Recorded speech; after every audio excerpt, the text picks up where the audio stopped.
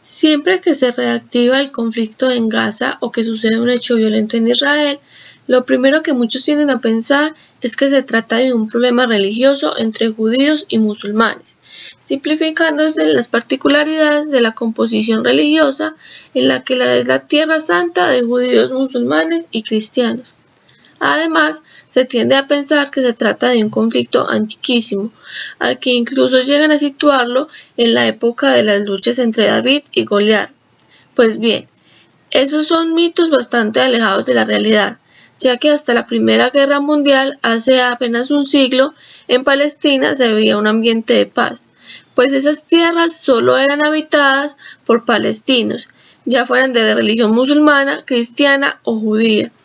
donde la identidad árabe fundada en la lengua era canalizadora de lazos de pertenencia que iban más allá de las creencias religiosas. Pero todo cambiaría a partir de la Primera Guerra Mundial, hace ya una centuria, cuando en 1917 los ingleses dan a conocer la famosa Declaración de Balfour, por medio de la cual le dan luz verde a algunos judíos europeos que desde 1898 se habían organizando bajo el liderazgo de Teodoro para una futura colonización de Palestina. En el marco del movimiento conocido como sionismo, a este plan inicialmente se opuso un número significativo de judíos,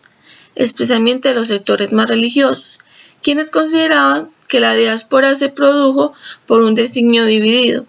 para ser ejemplo de vida en algunos otros países que fueran, hasta el advenimiento del Mesías, sin poder alterar ese designio por planes humanos. Igualmente, muchos judíos laicos se opusieron al sionismo por razones políticas, pues consideraron que esa medida era una forma a través de las cuales los europeos se querrían deshacer de ellos, considerando que lo correcto era que fueran aceptados como nacionales de los países en los cuales residían, con los derechos iguales a los nacionales étnicos de esos países. Esas ideas explican el por qué el único voto en el Consejo de Ministros británico en contra de la mencionada declaración fue el de Edwin, el único judío en esa instancia decisora. Al terminar la guerra, Palestina, que era parte del Imperio Otomano, pasó a ser un mandato británico, con que los planes sionistas se hacían más fáciles. Crecieron la inmigración y formándose los primeros grupos paramilitares de colonos, con grupos como Arz-Gomer y Al-Ghana, quienes ganaban terreno a pesar de la fuerte oposición del Gran Rabino de Jerusalén y de los sectores más religiosos del judaísmo, que se oponen al sionismo, lo que genera tensiones que se van a exacerbar luego del asesinato a manos de Al-Ghana del poeta y jurista Jacob Israel, amigo personal del rabino de Jerusalén Sonefet y destacado activista antisionista. Años más tarde, y como consecuencia del trágico holocausto durante la Segunda Guerra Mundial, la inmigración de judíos europeos aumentó al punto de que para 1947 ya eran el 33% de la población de Palestina. En ese año se aprueba la Resolución 181 que divide esos territorios aún bajo administración británica entre palestinos y judíos,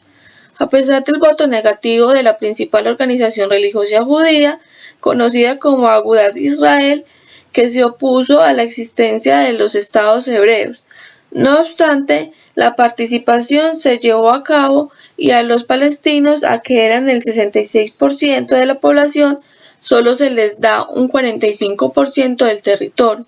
mientras que a los colonos europeos les correspondió el 54%, incluyendo las tierras más fértiles y gran parte de la costa norte. Esta situación lleva a la primera guerra entre árabes y israelí, la cual es ganada por israelí, con el apoyo de los países occidentales, expulsando a la gran mayoría de palestinos que quedaban dentro de su territorio, y tanto que la parte palestina era ocupada por los ejércitos de Egipto y de Jordania.